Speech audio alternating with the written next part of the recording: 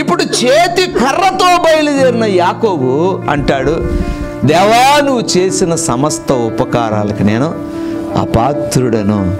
ఇదిగో ఒంటరిగా వెళ్ళాను, చేతికర్రతో వెళ్ళాను, నా భవిష్యత్తు ఏంటో నాకు తెలీదు, ఎక్కడ పని దొరుకుతుందో నాకు తెలీదు.